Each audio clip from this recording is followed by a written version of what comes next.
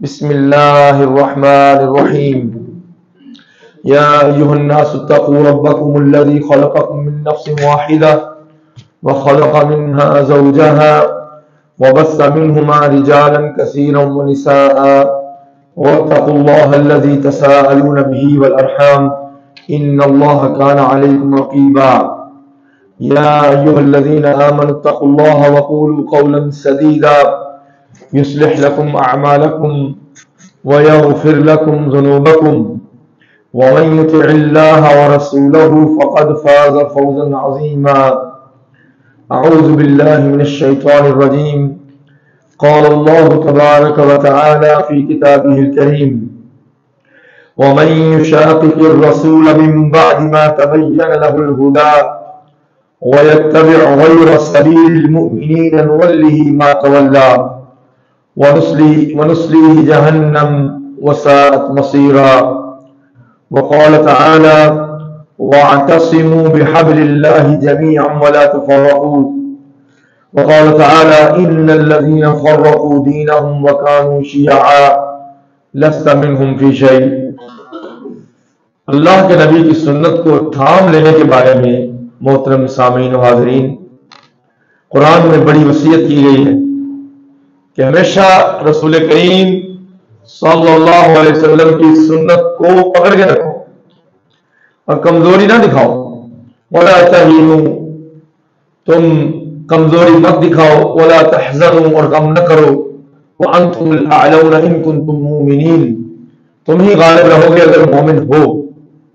اس لیے امت میں جو حالات خراب ہے اس کی ایک وجہ یہ بھی ہے کہ نبی علیہ السلام کے طریقے سے دور ہو رہے ہیں، تبھی تو غالب نہیں ہے. اگر ہم مومن ہوں پکے تو پھر غلبہ اور فتح نصیب ہوتا ہے. قرآن یہ کہتا ہے کہ نہ اپنے جسم کو کمزور ہونے دو، نہ اپنے دماغ کو، اور جنگ کا مقابلہ مضبوط دماغوں سے ہوتا ہے. اللہ ہمارے فلسطینی بھائیوں کی بہنوں کی مدد فرمائے اور ان کی جنگ بندی فرما دے اور ان کو غلبہ نصیب فرمائے. ہم اگر کچھ نہیں کر سکتے تو کم از کم سنت یہ ہے کہ اپنے بھائیوں کے لیے دعا کریں کہ اللہ تعالیٰ ان کے قدم ثابت رکھے اور نشانے سیدھے رکھے. قرآن کہتا ہے کہ ومن یشاقق الرسول، جو ہمارے نبی کریم صلی اللہ علیہ وسلم سے مخالفت کرے گا، من بعد ما تبین له الہدی، اس کے بعد کہ ہدایت واضح ہو چکی ہے قرآن میں اور سنت میں، تو اس کو 3 سزائیں ملیں گی. وَيَتَّبِعْ غَيْرَ سَبِيلِ الْمُؤْمِنِينَ، اور جو صحابہ کرام کے طریقے سے ہٹ جاتا ہے اس کو 3 سزائیں ملیں گی. ایک تو یہ ہے کہ نُوَلِّهِ مَا تَوَلَّى، جدھر وہ گمراہ ہو رہا ہے ہم اس کو ادھر ہی جانے دیں گے، ہدایت کی توفیق واپس نہیں کریں گے. اور یہ بڑی مصیبت ہے کہ انسان اگر گمراہی میں پڑ جائے تو اللہ اس کو اگر واپس نہ لائے تو یہ اللہ کا انتقام ہے اس کے ساتھ. بڑے بڑے گناہ گاروں کو اللہ توفیق دے دیتا ہے واپس آنے کی، لیکن دل کا بغض رکھنے والوں کو اللہ توفیق نہیں دیتا. اور جو بغض ان ہستیوں سے رکھے جن سے اللہ کو پیار ہے تو پھر تو کبھی واپسی نہیں ہو سکتی. کوئی اگر شراب پیے، چوری کرے، ڈاکے مارے، کبھی اس کی توبہ نصیب ہو جاتی ہے. جو اپنے ماں باپ کو گالیاں دیتا رہے اس کو کیسے توبہ نصیب ہو؟ اللہ چاہے تو اس کو واپس کر سکتا ہے. عام طور پہ بے توفیق رہتا ہے جو اپنے باپ کو برا کہے، اپنی ماں کو برا کہے، پھر ان سے بھی اونچا جو اللہ کے ولیوں کو برا کہے. قرآن کہتا ہے حدیث شریف ہے من عاد لی ولیا آذنتہ بالحرب، اللہ فرماتے ہیں کہ جو بندہ میرے ولی کو تنگ کرے گا، اللہ کے ولی بھی تو ہوتے ہیں نا، ہر مومن اللہ کا ولی ہے، ہر نمازی اللہ کا ولی ہے، اور کچھ چھوٹے ہوتے ہیں، کچھ بڑے لیول کے، کچھ بہت بڑے ہوتے ہیں. کئیوں کے ہاتھوں پہ کرامات ہو جاتی ہیں، ان کو پتہ نہیں ہوتا، لیکن اللہ ان کی عزت کرتے ہوئے کرامتیں شو کر دیتا ہے. جیسے صحابہ کے ہاتھوں پہ کئی کرامتیں سرزد ہوئی، جیسے نبیوں کے معجزے ہوتے ہیں، ولیوں کی کرامتیں ہوتی ہیں. بھائی اس کو تسلیم کرنا چاہیے، لیکن ولی کو اپنی کرامت کا علم نہیں ہوتا. اور جو یہ دعویٰ کرے کہ میں یہ کرامت کر سکتا ہوں وہ دجال ہے. کیسے کہ اللہ کے نبی صلی اللہ علیہ وسلم نے فرمایا کہ جو دجال ہوگا وہ دعویٰ کرے گا کہ میں بارش برسا سکتا ہوں، مردہ زندہ کر سکتا ہوں، دوزخ اور جہنم بنا سکتا ہوں، یہ میری کرامتیں ہیں. دعویٰ کرنے والا دجال ہے. اور جس کے ہاتھوں ویسے ہی کرامت سرزد ہو جائے تو یہ اللہ کا کرم ہوتا ہے، اور اس ولی اللہ کو بھی علم نہیں ہوتا. لیکن جب کرامت اس کے ہاتھوں ہو جاتی ہے تو اللہ اس کی شان میں اضافہ کر دیتا ہے. اس لیے ہم تو مانتے ہیں اولیاء اللہ کا احترام واجب ہے. جو اللہ کے ولیوں کو تنگ کرے، حدیث شریف میں کہتے ہیں اعظمتہ بالحرب، اللہ کہتے ہیں میرا اعلان جنگ ہے اس کے خلاف. اعلان جنگ اللہ کر دے تو کیا کوئی اللہ سے جنگ جیت سکتا ہے؟ اس کے پلے کیا رہے گا جو اللہ کے مقابلے میں جنگ کرنے کے لیے آئے؟ اور 3 گناہ ایسے ہیں جن پہ اللہ نے جنگ کا اعلان کیا، باقی سب گناہوں کی معافی ہو سکتی ہے. یہ گناہ اتنے سخت ہیں. سود خور کے خلاف اللہ اعلان جنگ کرتا ہے، سود چھوڑ دینا چاہیے. اور اللہ کے ولیوں کو جو تنگ کرے، برا کہے، گالیاں دے، ان کو الزام لگائے، اس کے خلاف بھی اللہ کا اعلان جنگ ہے. اور جو رستے میں فساد کرتے ہیں، لوٹتے ہیں، ڈاکے مارتے ہیں، ان کے خلاف بھی اللہ اور اس کے رسول کا اعلان جنگ ہے. یہ اتنے بڑے گناہ ہیں، سود، ڈاکے اور فساد، گھر لوٹنا. اور جو اللہ کے ولی کو تنگ کرے، الزام لگائے، گالیاں دے، اس کے خلاف بھی اللہ اعلان جنگ کرتا ہے. تو اسی لیے اللہ کہتا ہے کہ اللہ ولی الذین آمنوا، ایمان اچھا ہونا تو اللہ خود آپ کا ولی بن جاتا ہے. اور من دونہ اولیاء، اللہ کہتا ہے جب میں ولی ہوں تو میرے علاوہ جو اولیاء ہیں اس طرف کیا لینے جاتے ہیں؟ یتخذون من دونہ اولیاء، جو اللہ کو ولی نہیں مانتے، اللہ اس کے لیے کافی نہیں ہوتا، تو غیروں کی طرف جاتا ہے نا. اور جو یہ کہے کہ اللہ کافی نہیں ہے، یہ تو کفر میں پڑ جائے گا. الیس اللہ بکاف عبدہ، قرآن کہتا ہے کیا اللہ اپنے بندے کو کافی نہیں ہے؟ ضرور کافی ہے. اور قرآن کہتا ہے امن یجیب المضطر اذا دعاہ ویکشف السوء ویجعلکم خلفاء الارض الہ مع اللہ قلیلا ما تذکرون. 20واں پارہ کہاں سے شروع ہوتا؟ اس میں اللہ کہتے ہیں دیکھو جس نے زمین و آسمان پیدا کیے، کیا میرے علاوہ بھی کوئی ہے؟ نہیں. سمجھتے کیوں نہیں؟ جس کو تم مصیبتوں میں پھنسے ہوئے پکارتے ہو اور تمہاری دعا کو وہ سن کے جواب دیتا ہے اور تمہاری تکلیف تم سے ہٹا دیتا ہے، کیا اس کے علاوہ بھی کوئی عبادت کے لائق ہے؟ قلیلا ما تذکرون، تم بہت کم سمجھتے ہو. اور زمین میں تمہیں خلفاء، بادشاہ، حکمران اور صاحب اختیار اور چودھری بھی بنا دیتا ہے. تو کیا تم سمجھ نہیں سکتے کہ یہ توفیق اللہ نے دی ہے؟ کیا غیر اللہ کسی کو بادشاہ بنا سکتا ہے؟ کیا کسی کو وہ بڑا بنا سکتا ہے؟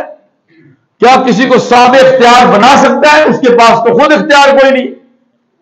من دونہ اولیاء، جو اللہ کے سوا اللہ کی ولایت کو، ولایت کبریٰ کو چھوڑ کے چھوٹے چھوٹے ولیوں کے پاس جاتے ہیں، اور پھر ان کے پاس جو نماز بھی نہ پڑھے ان کو ولی کہتے ہیں، اور جو کبھی شریعت پہ عمل نہ کرے ان کو پوچھتے ہیں، تو پھر اللہ تو اس کو نہیں چھوڑے گا. یہ اللہ اس کے خلاف اعلان جنگ کر دے گا. اس لیے اللہ سبحانہ وتعالیٰ نے قرآن میں بتا دیا ہے کہ میں تمہارا ولی ہوں، میری طرف آؤ. تو پیغمبر علیہ السلام کے جو ساتھی تھے، سب سے پہلے زمانے کے لوگ، وہ سب سے بڑے ولی اللہ تھے. حضرت ابو بکر صدیق، عمر ابن خطاب، علی المرتضیٰ، عثمان غنی، بلال، ابو ذر، صہیب، حضرت عبد الرحمن بن عوف، زبیر بن عوام، یہ اللہ کے ولی تھے. اگر وہ ولی نہیں تھے تو پھر کوئی ولی نہیں. یہ دنیا میں جتنے ولی اللہ ہیں وہ سب صحابہ کا فیض ہیں. صحابہ پہلے ولی تھے تو آگے ولایت چلی ہے. اگر نبی اور امت کے درمیان صحابہ نہ ہوں تو آگے کام کیسے چلے گا؟ سنگل کی پہلی کڑی ٹوٹ جائے تو آگے سلسلہ کیسے چلے گا؟ اگر جس نے ہاتھ میں سنگل پکڑا ہے لوہے کا، اس کے ہاتھ کا کڑا ہی ٹوٹ جائے تو آگے وہ کیا کسی چیز کو کھینچے گا؟ کس طرح وہ سنبھالے گا کسی مشین کو کہ اس کی کڑی ٹوٹ گئی؟ تو امت اور محمد صلی اللہ علیہ وسلم کے درمیان میں جو پہلی مضبوط کڑی ہے وہ صحابہ ہے. اس لیے قرآن کہتا ہے کہ لا یستوی منکم من انفق منکم من قبل الفتح وقاتل. میں کہتا ہوں، اللہ فرماتے ہیں سورہ حدید میں، کہ تم میں اے نبی علیہ السلام تمہارے آپ کے سامنے جو لوگ مسلمان بیٹھے ہیں ان میں دو قسم کے لوگ ہیں، اور دونوں برابر نہیں ہے، اس طرح ہے، اوپر نیچے ہے. ایک وہ ہے جنہوں نے فتح مکہ سے پہلے اسلام قبول کیا اور اللہ کے راستے میں بہت خرچ کیا مشکلوں میں، جیسے غزوہ تبوک تھا، غزوہ حنین تھا، غزوہ بدر تھا، غزوہ احد تھا، غزوہ خندق تھا. کتنی مشکلیں تھیں. غزوہ خندق تو سردیوں میں ہوا تھا، شدید آندھی چلتی تھی، ٹھنڈی ہوائیں چلتی تھیں، محاصرہ تھا، بہت برے حالات تھے. قرآن میں اس کا ذکر احزاب، غزوہ احزاب، لشکروں کی جنگ، منافقین ایک طرف، مشرکین ایک طرف، یہودی ایک طرف، سارے مل گئے کہ آج لشکر اسلام کو تباہ کر کے رکھ دیں گے، لیکن اللہ نے آندیاں چلا کے ان کو تباہ کر کے رکھ دیا. اس غزوے پہ جو خرچ کیا فی ساعۃ العسرہ، اور جنہوں نے تنگی کے وقت خرچ کیا، جب غزوہ تبوک کا لمبا 900 کلومیٹر سفر، کھجوریں پکی ہوئی، سب گھر بار لگے ہوئے درخت چھوڑ کے جانا ہے اور سخت گرمی میں نکلنا ہے ہمارے نبی علیہ السلام کی مدد کرنے کے لیے. یا ایھا الذین آمنوا ان تنصروا اللہ ینصرکم ویثبت اقدامکم. اے مومنو یاد رکھو، اگر تم اللہ کی مدد کرو گے تو اللہ تمہاری مدد کرے گا. یہ اللہ کی مدد ہے، یہ ادارے، یہ حفظ، یہ قرآن، یتیموں اور بیواؤں کی خدمت، مسافروں کا خیال رکھنا، بوڑھے غریبوں کو کھانا کھلانا، یہ سب اللہ کی مدد ہے. اللہ کو تو کسی مدد کی ضرورت نہیں، اللہ کے بندوں کی مدد، اللہ کے رسول کی مدد. جب اللہ کے رسول کو مدد کی ضرورت پڑی، ایک صحابی بھی پیچھے گیا. جو پیچھے رہے وہ منافقین تھے، اور سوائے ان 3 کے جو پیچھے رہ گئے اپنی غلطی سے، تو انہوں نے توبہ کر لی، اللہ نے ان کی توبہ قبول کر لی. وعلی الثلاثۃ الذین خلفوا، وہ جن کی توبہ مؤخر کر دی گئی تھی، ہلال ابن امیہ، مرارہ بن ربیع، ابی ابن کعب، تینوں کو 40-50 دن کے بعد اللہ نے توبہ قبول کی اور اللہ ان پہ لوٹ آیا. ایک سورۃ توبہ میں لکھا ہے، اسی نام کی تو توبہ ہے کہ ان کی توبہ قبول ہوئی. اور جس کے گناہ کے بعد توبہ کی وجہ سے اللہ قرآن کی سورت کا نام توبہ رکھ دے، اس کی کتنی فضیلت ہوگی. صحابہ کی غلطی اتنی بابرکت ہے، ان کی رحم، ان کی نیکیاں کتنی بابرکت ہوگی. غلطی ہو گئی، پیچھے رہ گئے، سستی ہو گئی، اس غلطی کی جو معافی ملتی ہے اس کی برکت اتنی ہے کہ اس کے نام کی سورت توبہ نازل ہو جاتی. تو جو انہوں نے عظیم کام کیے ہیں اس کا کیا مقام ہوگا. قرآن کہتا ہے جو فتح مکہ سے پہلے خرچ کرتے رہے اور اللہ کی راہ میں نکلے، قرآن اور سنت نبی کو مان لیا، وہ صحابہ من بعد الفتح وقاتلوا، اور فتح مکہ 9 ہجری کے بعد مسلمان ہونے والے بھی، ان دونوں میں اتنا فرق ہے جتنا زمین اور آسمان کے درمیان فرق ہے. اور جو 1400 سال بعد آئے وہ تو ان کی پاؤں کی گرد کو بھی نہیں پہنچ سکتے. اور کسی نے پوچھا کہ عمر بن عبدالعزیز نے بڑا عدل و انصاف کیا تھا، وہ افضل ہے یا امیر معاویہ ابن ابی سفیان رضی اللہ عنہما، نبی کے صحابی اور آپ کے برادر نسبتی اور آپ کی زوجہ ام حبیبہ کے بھائی معاویہ بن ابی سفیان، وہ افضل ہے یا تابعی 101 ہجری میں فوت ہونے والے عدل کا پرچم پوری دنیا میں لہرانے والے عمر بن عبدالعزیز، حضرت عمر کی نسل کے تھے، وہ افضل ہے؟ جواب ملا، حضرت امام ابو حنیفہ نے جواب دیا تھا رحمت اللہ علیہ. سب ائمہ کو رحمت اللہ علیہ کہنا چاہیے.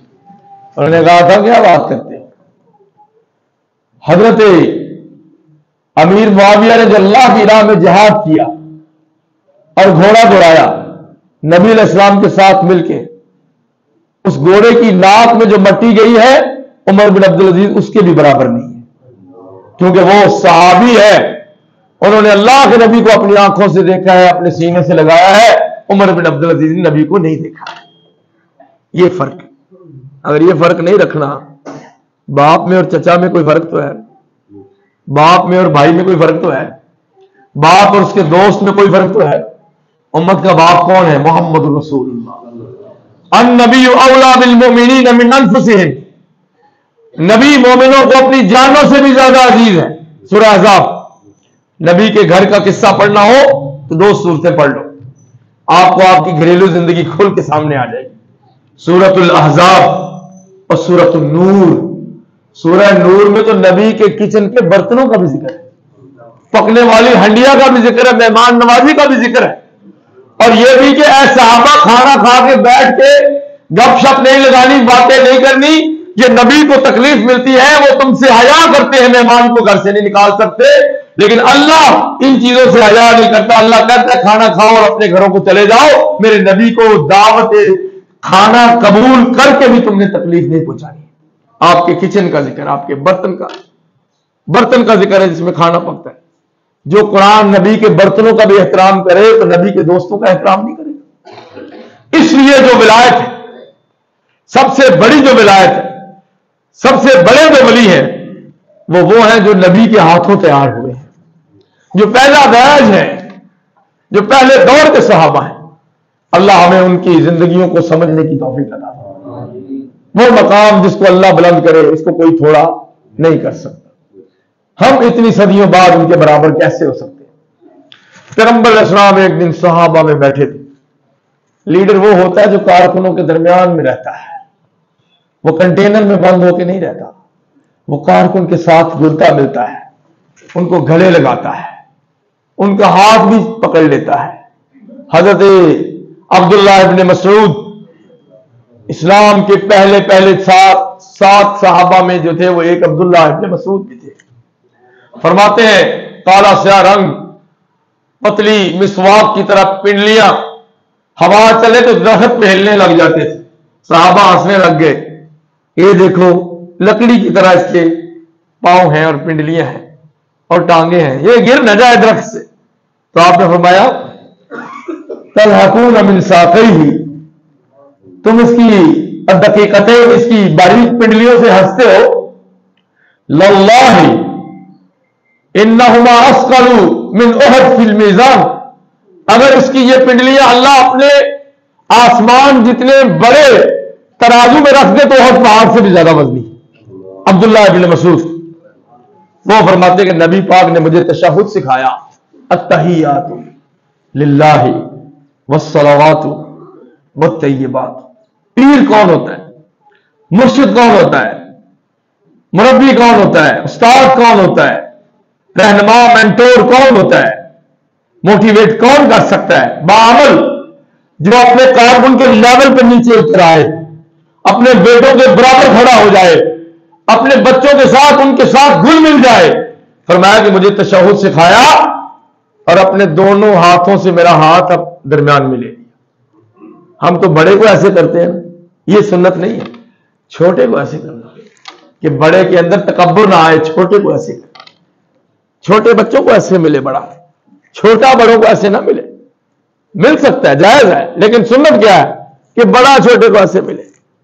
جیسے عبداللہ ابن مسعود کا ہاتھ اپنے دونوں ہاتھوں میں لے لیا, سمجھو مشرق اور مغرب کی رحمتیں جمع ہو گئی عبداللہ ابن مسعود کے ہاتھ کے ارد گرد. مشرق دائیں طرف کی رحمت اور بائیں طرف کی رحمت, ساری کائنات کی رحمت, وما ارسلناک الا رحمۃ للعالمین, وہ جمع ہو گئی حضرت عبداللہ ابن مسعود کے ایک ہاتھ کے ارد گرد. اس ہاتھ کو کیا جہنم کی آگ چھو سکتی ہے؟ یہ سب سے اچھے لوگ ہیں. اور قرآن کہتا ہے کہ غلطی تو سب سے ہو سکتی ہے, نبیوں سے نہیں, دوسروں سے ہو سکتی, سب سے ہو سکتی, ہوئی بھی ہے. لیکن کہا کہ کیوں گھبراتے ہو؟ عرش عظیم کا مالک بڑے حوصلے والا ہے, صبار شکور, صبر والا ہے, قدردان ہے. جو تم آج کے دور کے مسلمان کی دعائیں سن لیتا ہے, ہمیں نظر بھی آتی ہیں دعائیں قبول ہوتی ہوئی, تو جو نبی کے آگے پیچھے رہتے تھے ان کی دعائیں کیوں نہیں سنے گا؟ فرمایا رضی اللہ عنہم ورضوا عنہ, میں نے ان کو ایسا سرٹیفکیٹ دے دیا ہے کہ کائنات جب تک رہے گی میں نبی کے صحابہ پہ راضی ہو چکا ہوں, اور یہ دنیا میں نہیں بھی ہوں گے تو لوگ پڑھیں گے رضی اللہ عنہم ورضوا عنہ کہ اللہ ان پہ راضی. اور دوسرا ایسا سرٹیفکیٹ دیا جو کسی کو مل ہی نہیں سکتا, کہا کہ میں عرش پہ ان پہ راضی, یہ فرش پہ مجھ پہ راضی, یہ مجھ پہ راضی ہے. حالانکہ کوئی بادشاہ پہ خوش نہ بھی ہو, بادشاہ کو کوئی پرواہ نہیں ہوتی. تو ملک الملوک مالک یوم الدین کہتا ہے کہ میں اپنے نبی کے صحابہ پہ راضی ہو چکا ہوں. کیوں کہ جب کبھی اسلام کو مال کی ضرورت پڑی تو صحابہ نے مال کے دروازے کھول دیے، جب جان کی ضرورت پڑی تو اپنے خون پیش کر دیے، اور جب ساتھ کی ضرورت پڑی تو اپنے علاقے چھوڑ کے ہجرت کر کے چلے گئے۔ پیچھے کیا باقی رہ گیا؟ کیا ان کے اندر نفاق آ سکتا ہے؟ نفاق، منافقت، خود غرضی، دھوکے بازی، ذلت، بزدلی، کمینگی، یہ اس میں آتی ہے جس کو دنیا میں اپنا مفاد ہو، اللہ اور رسول سے کوئی تعلق نہ۔ کون ہے جو اپنے مفاد کے لیے اپنے بچے شہید کروا دے، اپنی بیوی شہید کروا دے؟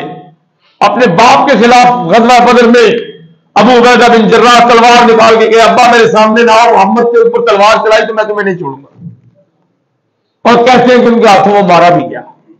عامر ابو عبیدہ بن جراح رضی اللہ عنہ، جراح مارا گیا، بار بار نبی پہ تلوار کھینچ کے آتا تھا، بیٹے نے بڑا روکا، باز نہیں آیا، روتے ہوئے اس کے اوپر بھی تلوار چلا دی کہ ہمیں محمد، آپ ابا جان آپ سے بھی زیادہ عزیز ہے، النبی اولا بالمؤمنین من انفسہم، نبی علیہ السلام مومنوں کو اپنی جانوں سے زیادہ عزیز ہیں۔ وازواجہ امہاتہم، اور نبی کی جو بیویاں ہیں وہ مومنوں کی مائیں ہیں۔ اس لیے مفسرین اور محدثین اور ائمہ کرام نے کہا ہے کہ اگر کسی کی بیوی تمہاری ماں ہو تو اس کا خاوند تمہارا کیا لگے گا؟ باپ لگے گا۔ کہ مومن اور نبی کی بیویاں تمہاری مائیں ہیں، اور نبی علیہ السلام پوری امت کے باپ ہیں، اور امت کا باپ امت پہ شفقت رکھتا ہے۔ وبالمؤمنین رؤوف الرحیم، مومنوں کے ساتھ بڑے نرم ہیں اور آسانی کا معاملہ کرتے ہیں۔ قرآن کہتا ہے، حدیث میں ضعیف، قرآن کہتا ہے من یطیع الرسول فقد اطاع اللہ۔ لوگ کہتے ہیں کہ ہم اللہ کو حاصل کرنا چاہتے ہیں، جنگلوں میں، بیابانوں میں، کھیتوں میں، پہاڑوں کی چوٹیوں پہ چلے کاٹ کر کے اللہ کو ڈھونڈنا چاہتے ہیں۔ اللہ کہتے ہیں مجھے نہ ڈھونڈو، میں تمہیں نہیں مل سکتا، نہ تم مجھے دیکھ سکتے ہو، نہ چھو سکتے ہو، نہ مشاہدہ کر سکتے ہو، نہ محسوس کر سکتے ہو، نہ تم نے میری آواز سنی ہے۔ میری آواز تو پہاڑ پہ پڑے تو وہ ریزہ ریزہ ہو جاتا ہے، تم کیا چیز ہو؟ وہ تو موسیٰ کا دل تھا، محمد کی آنکھیں تھی، جس نے اللہ کو سن لیا تھا اور اللہ کے آسمان کی سیریں کر لی تھی، تم یہ برداشت نہیں کر سکتے۔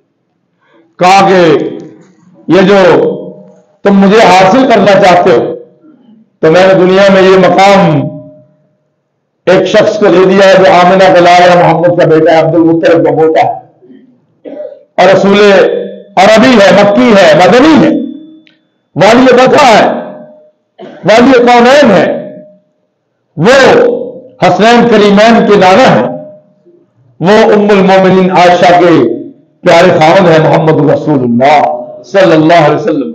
من یطیع الرسول فقد اطاع اللہ، بس تم ان کی مانو، سب جو آسمانوں پہ تم نے مجھے خوش کر دیا ہے۔ ان کنتم تحبون اللہ فاتبعونی، سورہ آل عمران میں کہا اے نبی ان سے کہہ دے کہ اگر تم سب اللہ سے محبت کا دعویٰ کرتے ہو اور وہ حاصل کرنا چاہتے ہو تو لوگوں سنو، اتبعونی، میں سچا ہوں نا، صادق اور امین ہوں نا، میرے پیچھے پیچھے آؤ، اللہ تک خود پہنچ جاؤ گے۔ یحببکم اللہ، تمہیں اللہ سے محبتیں بڑھانی نہیں پڑیں گی، وہ عرش سے آ کے خود تم سے محبت کرے۔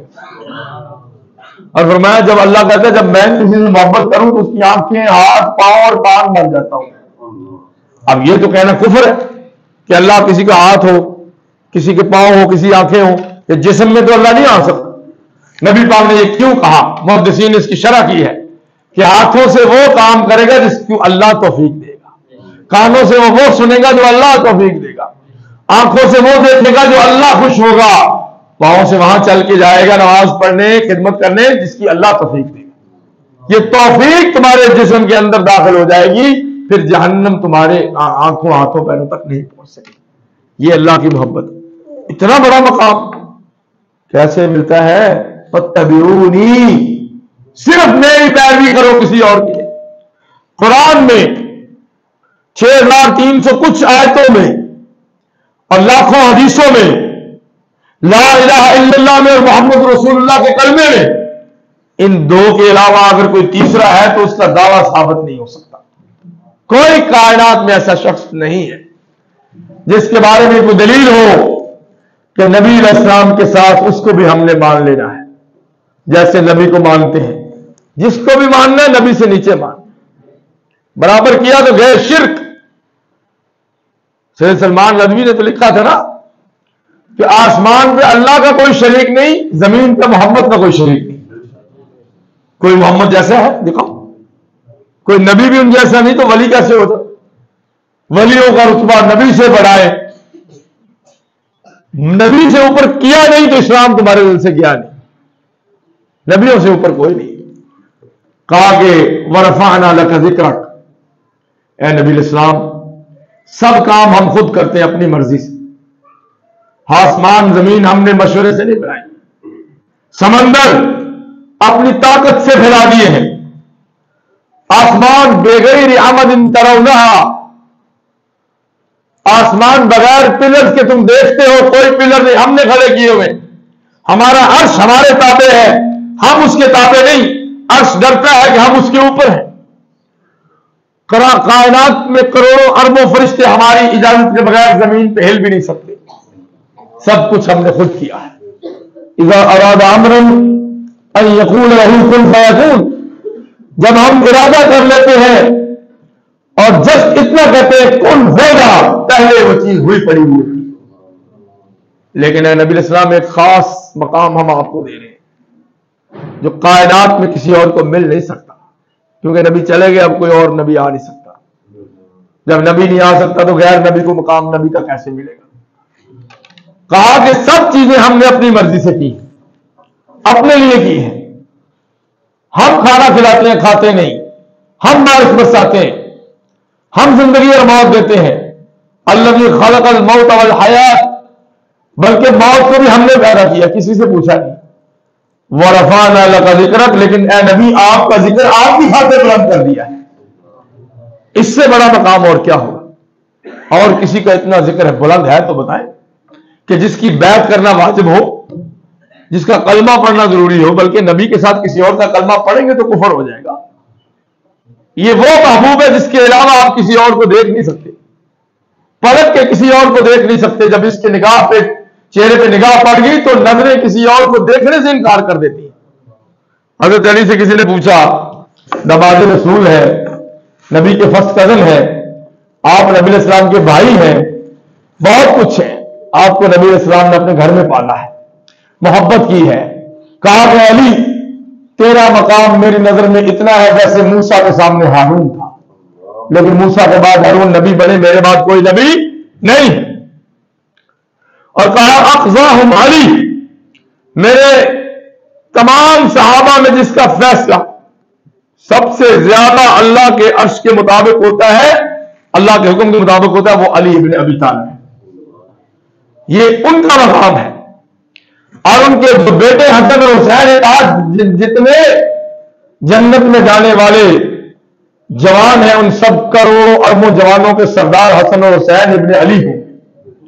اور ان کی زوجہ کا مقام, کہا کہ جنت میں جتنی عورتیں ہوں گی سب کی سردار فاطمہ ہوگی. ساری خیر تو نبی کے گھر میں پڑی ہوئی ہے.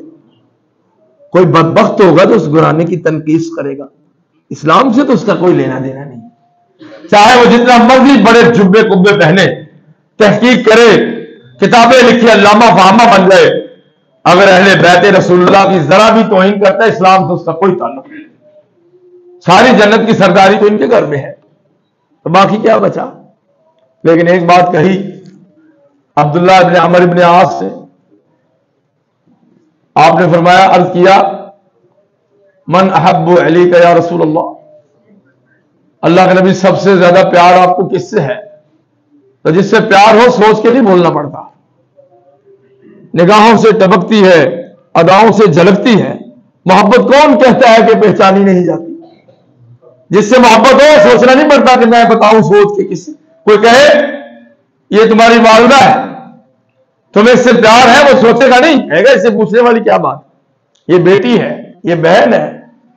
لیکن خاوند اور بیوی کا پیار سب سے قوی ہے. کہا کہ اللہ کے نبی من احب الیک, من احب الناس الیک, آپ کی نظر میں سب سے پیارا دنیا میں کون ہے؟ فرمایا عائشہ. سب بڑی مجلس میں اپنی بیوی کا نام لیا تھا، غیروں کی عورتوں کا نہیں، اپنی بیوی کا نام لیا۔ لے سکتے ہیں، نبی پاک ہم سب سے زیادہ حیا والے، کہہ سکتے ہیں کہ مجھے اپنی بیوی سے پیار، بیوی نہ بھی کرے پھر بھی کہہ سکتے ہیں، کوئی مسئلہ نہیں، آپ اپنی خدمت داری رکھیں۔ خیر من الرجال، کہا نہیں عورتوں کے بارے میں کیوں پوچھوں گا، میں تو مردوں کی بات کر رہا ہوں۔ تو کہا ابو بکر، مردوں میں بھی مجھے عائشہ کے والد ابو بکر سب سے عزیز ہیں۔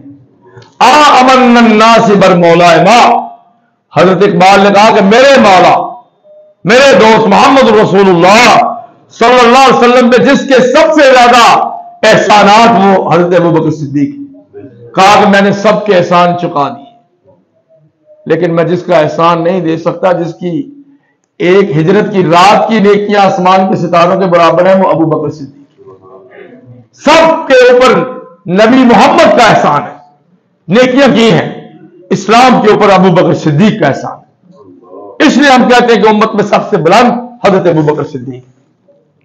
اور نے کہا اس کے بعد کہا عمر، کہا پھر عثمان، پھر علی۔ کہتے ہیں اتنے نام لیے، میں سوچا پتہ نہیں میرا نام آئے گا کہ نہیں، میں آگے پوچھتا ہی نہیں۔ وجہ اس لیے کہتے ہیں کہ پیغمبر علیہ السلام کا ہر ساتھی، ہر کارکن، چھوٹے سے چھوٹا اور بڑے سے بڑا، یہ سمجھتا تھا کہ نبی سب سے زیادہ مجھ سے پیار کرتے ہیں۔ استاد کو اپنے شاگردوں کے ساتھ ایسا ہونا چاہیے، چاہے کوئی میرے جیسا نلائق شاگرد ہو، آپ صاحب اس سے بھی اتنے پیار کریں، جو خدمت کرے، کھانا پیش کرے، بستر لگائے، وہ بھی اتنے پیار رکھیں، اور جو نلائق آپ جیسے ان سے بھی اتنے پیار رکھیں۔ یہ سنت رسول ہے۔ ان سے پوچھا گیا حضرت علی سے کہ آپ تو نبی کے بھائی ہیں، داماد بھی ہیں، بھائی تو کزن کی وجہ سے، اور داماد بھی ہیں، اور آپ نبی کے بڑے قریبی بھی ہیں، دفاع بھی کیا سب سے پہلے آپ نے، بچوں میں سب سے پہلے آپ نے کلمہ پڑھا، ہمیشہ ساتھ رہے۔ تو پیغمبر اسلام کا حلیہ تو بیان کر، چہرہ، رخسار، ہونٹ، آنکھیں، زلفیں، پیغمبر کی پیشانی، نگاہ بیان تو کرو۔ کہا سچی بات ہے، ساری عمر میں آنکھ اٹھا کے آپ کو دیکھ ہی نہیں سکا، مجھے تو حیا اتنی آتی تھی۔ اگر تمہیں شمائل نبی اور حلیہ رسول اللہ پوچھنا ہے تو ابو بکر سے پوچھو، عمر سے پوچھو، ان کے علاوہ کوئی نبی کی آنکھوں میں آنکھیں ملا کے بات نہیں کر سکتا۔ وہ شیخین تھے جو اللہ کے نبی کے سامنے بول لیتے تھے، اور آپ نے ان کو اجازت دی ہوئی تھی۔ جب حضرت خرباق ابن ساریہ نے کہا، ذو الیدین، لمبے ہاتھوں والا، لوہے کا کام کرتے، لوہار تھے، کہا کہ اللہ کے نبی اقصرت الصلاۃ ام نسیت یا رسول اللہ، آج ظہر کی 4 کی بجائے 2 رکعتیں پڑھا کے سلام پھیر دیا، یہ نماز کم ہو گئی ہے یا آپ بھول گئے ہیں؟ سیدھے کہہ دیا۔ تو پیرانے پیر جو ہیں وہ غصہ نہیں کرتے تھے اپنے مریدوں کا، کہا کہ نہ نماز کم ہوئی نہ میں بھولا ہوں، نے ایک کام تو ہو گیا، بھائی سچ بولتے ہیں ہم تو آپ نے دیکھا ابو بکر صدیق کی طرف اور عمر فاروق کی طرف، دونوں نے کہا یہ کام ہو گیا۔ تو تصدیق کس سے چاہیے؟ ابو بکر اور عمر سے، ان سے چاہیے۔ بار بار ان کے ساتھ کیوں نکلے؟ غار میں ساتھ ان کو کیوں لے کے گئے؟ ہر وقت ابو بکر عمر کیوں؟ یہ امت کو سمجھانے کے لیے کہ میرے بعد میں اگر تمہارا کوئی ہے تو ابو بکر اور عمر ہے۔ اور ایک دن تو ایسا خطبہ دیا کہ آنکھیں بہہ گئیں، دل ڈر گئے، قریب تک جان نکل جائے۔ اتنا فصیح و بلیغ خطبہ، کیونکہ خطبوں میں نبی پاک مذاق نہیں کرتے تھے، ٹھٹھا اور مذاق اور لطیفے نہیں سناتے تھے۔ آج کے خطیبوں کو کیا ہو گیا کہ خطبوں کو مذاق بنا دیا ہے، تقریروں کو مذاق اور تھیٹر بنا دیا ہے، نہ ممبر کی عزت، نہ محراب کی، نہ نبی کی امانت کی۔ ہمیں چاہیے کہ احسن طریقے سے تبلیغ کریں، کتاب و سنت کی روشنی میں۔ کہا کہ اللہ کے نبی لگتا ہے کہ کہیں روح نہ نکل جائے، آپ ہم سے جدا نہ ہو جائیں۔ اتنا گہرا خطبہ، آنکھیں بھی بہہ گئی، آپ بھی رو رہے، ہم بھی، کوئی خاص نصیحت ہے تو کر جائیں۔ کہا کہ میری نصیحت یہ ہے، علیکم بتقوی اللہ، ہمیشہ اللہ سے ڈرتے رہنا، وعلیکم ومن یعش منکم فسیری اختلافا کثیرا، تم میں سے جو زندہ رہے گا میرے بعد، میرے ہوتے ہوئے تو اختلاف نہیں ہو سکتا، جو میرے بعد زندہ رہے گا وہ بہت سے اختلاف دیکھے گا، بہت سے اختلاف دیکھے گا، بہت سے اختلاف دیکھے گا۔ اختلاف تو آج ہے نا، تو کیا کرے؟ آپ نے جو وصیت کی وہ آج بھی سونے کے پانی سے لکھنے کے مترادف ہے۔ کہا علیکم بسنتی، میں نہیں ہوگا، میری سنت موجود ہوگی، وسنت الخلفاء الراشدین المہدیین، اور خلفاء راشدین جو ہدایت یافتہ ہوں گے ان کی سنت ہوگی۔ ساری کائنات کے کافر اور مومن سب جانتے ہیں کہ خلفاء راشدین کتنے تھے؟ 4 تھے، ابو بکر، عمر، عثمان، علی، اسی ترتیب سے تھے، اسی ترتیب سے تھے۔ ساری امت کا اہل سنت کا اجماع ہے۔ افضو علیہا بالنواجذ، میری سنت کو دیکھنا اگر وہاں کچھ نہ پا سکے تو جو خلفاء نے کیا وہ سمجھو میں نے کیا، ان کو اللہ نے یہ توفیق دے دی، ان کے علاوہ میں کسی کی کوئی گارنٹی نہیں دیتا۔ یہ 4 خلفاء، اور داروں سے ان کی اور میری سنت کو پکڑ لینا، اور کہا کہ میری سنت سے ہٹ کے بدعت ایجاد مت کرنا۔ سب سے اچھی بات درمیانی بات ہے، سب سے اچھی بات قرآن ہے، اور سب سے اچھا طریقہ محمد صلی اللہ علیہ وسلم کا طریقہ ہے۔ وَكُلُّ مُحْدَثَةٍ بِدْعَةٍ، دین میں ہر نئی چیز بدعت ہے، وَكُلُّ بِدْعَةٍ ضَلَالَةٍ، اور ہر بدعت گمراہی۔ یہ ہر خطبے میں آپ سنتے ہیں، نکاح پڑھاتے تو یہ خطبہ، لشکر کو جنگ پہ روانہ کرتے تو یہ خطبہ، جمعہ دیتے تو یہ خطبہ، عید پڑھاتے تو یہ خطبہ، جنازے میں خطاب کرتے تو یہ خطبہ۔ اتنا اہم پیغام کہ دین میں ہر نئی چیز بدعت ہے اور ہر بدعت گمراہی ہے۔ اور امام مالک نے فرمایا الیوم اکملت لکم دینکم، جو قرآن میں ہے سورہ مائدہ کے شروع میں، 10 ذی الحجہ، 9 ذی الحجہ عرفہ کے مقام پہ 10 ہجری میں وفات سے 82 دن پہلے جو ارشاد نازل ہوا الیوم اکملت لکم دینکم، جس کے بعد حلال حرام کی کوئی چیز نازل نہیں ہوئی، آج تمہارا دین اللہ کہتا ہے میں نے مکمل کر دیا۔ محمد عربی اونٹنی پہ سوار ہو گئے، عرفات میں دعائیں کر رہے، حج کا دن ہے 10 ذی الحجہ، 9 ذی الحجہ ہے، 10 ہجری ہے، آج کا دن ہے، کائنات میں سب سے بابرکت اور عید کا دن ہے کہ جو آدم سے سلسلہ شروع ہوا تو وہ محمد پہ تمام ہو گیا صلی اللہ علیہ وسلم۔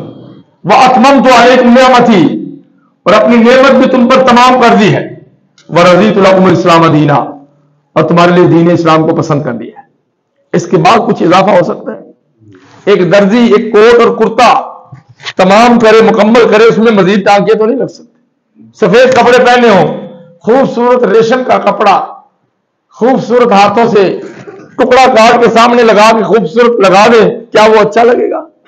جتنا بھی خوبصورت ہو پرانے لباس میں بھی اچھا نہیں لگے گا۔ تو جس کو اللہ مکمل کرے اس کے اندر اضافہ اچھا لگے گا؟ اللہ کا مکمل تو سب سے زیادہ مکمل ہے۔ یہ امام مالک کہتے ہیں کہ جو اب کہے کہ یہ کام اچھا ہے، امام مالک امام اہل مدینہ 179 ہجری میں فوت ہوئے، امام ابو حنیفہ 150 میں، امام مالک 179 میں، ان کے شاگرد امام شافعی 204 میں، ان کے شاگرد امام احمد بن حنبل 241 میں، اور ان کے شاگرد امام بخاری 256 ہجری میں فوت ہوئے۔ یہ دیکھیں، وہ کہتے ہیں کہ نبی کا کی قبر سامنے تھی، ادھر بیٹھے ہوتے تھے امام مدینہ مالک، کل یؤخذ منہ ویرد علیہ الا صاحب هذا القبر، ہر کسی کی بات قبول بھی کی جا سکتی ہے، چھوڑی بھی جا سکتی ہے، اس قبر والے کی بات صرف قبول کی جا سکتی ہے، چھوڑی نہیں جا سکتی۔ یہ وہ ہر حدیث بیان کرنے کے بعد ادھر اشارہ کرتے تھے۔ قبر اس وقت کور ہو چکی تھی، عمر بن عبد العزیز نے اس کو لوہے تانبے چھتوں سے بند کر دیا تھا، اس کے بعد کبھی نہیں کھلی۔ جھوٹ ہے کہ قبر کے اندر کوئی جاتا ہے، کوئی نہیں جاتا، وہ بند ہے، اور زمین سے ایک منزل نیچے ہے الحمدللہ، اور اندر رحمت للعالمین کا وجود اطہر اتنا ہی تر و تازہ ہے جتنا دسمبر کی صبح میں گلاب کے اوپر اوس پڑ کے موتی چمک رہے ہوتے ہیں، اور اتنا ہی تر و تازہ ہے جتنا عطار کی ڈبیا میں ہاتھ ڈال کے نکالے تو خوشبوؤں کے ہلے آتے ہیں، اتنا ہی تر و تازہ ہے، اتنا ہی خوبصورت ہے جتنا صبح کی سفیدی آپ کی گالوں پہ نظر آتی تھی، اور آنکھوں کی چمک چاند کی چاندنی کی طرح ابھی بھی محفوظ ہے۔ لیکن وہ وجود اطہر قیامت کے دن آنکھ کھولے گا، سب سے پہلے آپ کی قبر مبارک کھلے گی، دائیں طرف ابو بکر ہوں گے، بائیں طرف عمر بن خطاب ہوں گے، جس کو اللہ نے دنیا میں بھی جمع رکھا، آخرت میں بھی ان کو جمع کر دیا۔ ان کو کائنات میں کوئی بھی جدا نہیں کر سکتا، کوئی کچھ بھی کہے۔ قرآن، اسی قرآن سنت کا خلاصہ حضرت امام مالک نے بیان کیا کہ سب سے لیا جا سکتا ہے، چھوڑا جا سکتا ہے، سوائے اس قبر والے سے جو آرام فرما رہے ہیں قیامت تک کے لیے۔ اور ایک مزے کی بات آپ کو بتا دوں، آپ کے والد کے ساتھ نیکی، اپنے والد کے ساتھ نیکی۔ جو چاہتا ہے اپنے ابا کے ساتھ نیکی کرے، وہ نبی پہ درود بھیجے، اللہم صلی علی محمد وعلی آل محمد۔ کہا کیوں؟ کہا اس لیے کہ جب نبی پہ درود بھیجا جاتا ہے، آپ کے اوپر روح اٹھائی جاتی ہے، آپ اس درود کو سن لیتے ہیں، اور سنتے ہیں تو کہا جاتا ہے یہ فلاں ولد فلاں نے آپ کے اوپر درود بھیجا ہے، تو درود بھیجنے والے کے والد کا نام بھی نبی کے سامنے لیا جاتا ہے۔ اپنے ابا سے اس نے سلوک کرنا ہے تو نبی پہ درود بھیجا کر۔ امام مالک کا قول بتا کے ختم کرتا ہوں۔ کہا کہ جو شخص یہ سمجھتا ہے یہ ثواب کا کام ہے، پلے باندھ لو، پلے میرے بیٹے بھی، بڑے بھی، بزرگ بھی، عورتیں بھی، کہ یہ ثواب کا کام ہے، میں کر رہا ہوں، فلاں دن کھانا پکانا ثواب ہے، فلاں محرم کی تاریخ کو قبرستان جانا ثواب ہے، فلاں دن کو عید منانا ثواب ہے، فلاں کرنا، فلاں عبادت، فلاں طریقہ ثواب ہے، تو ثواب یا تو قرآن میں لکھا ہوتا ہے یا حدیث میں لکھا ہوتا ہے، اور اگر وہاں دونوں جگہ پہ نہیں ہے تو وہ بدعت ہوتا ہے، کیونکہ ثواب کو اللہ نے بتایا یا رسول اللہ نے بتایا، میں تو نہیں بتا سکتا، آپ تو نہیں بتا سکتے۔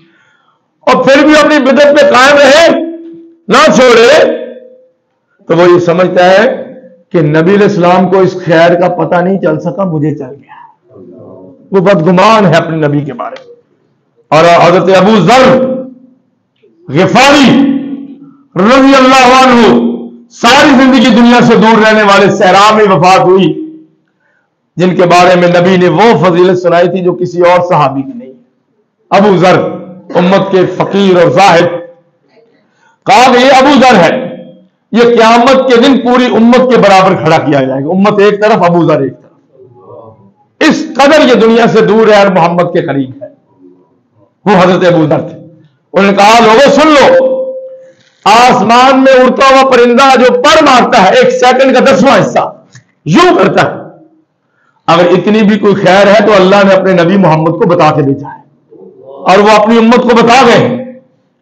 اگر کوئی کہے کہ خیر وہ امت سے چھپا گئے ہیں تو یہ خیانت کا الزام ہے، اور نبی پہ خیانت کا الزام لگانے والے کو اللہ نہیں چھوڑے گا، کیونکہ اللہ کہتا ہے یا ایھا الرسول بلغ ما انزل الیک من ربک وان لم تفعل فما بلغت رسالتہ واللہ یعصمک من الناس، سورہ مائدہ۔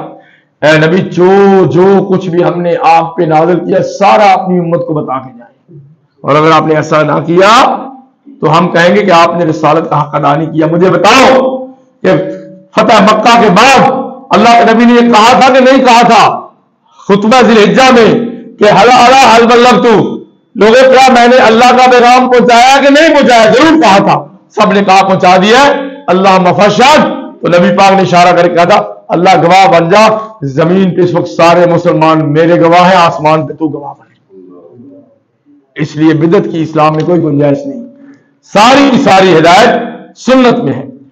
آخر میں قول سنیں، امام اہل سنت امام احمد بن حنبل رحمہ اللہ فرماتے ہیں، ایک شخص کہتا ہے اے امام دعا کریں اللہ اسلام پہ موت دے۔ کہا نہیں، اسلام پہ مرنے والے تو بدعتی بھی ہوتے ہیں اور سنی بھی ہوتے ہیں، اہل سنت بھی ہوتے ہیں۔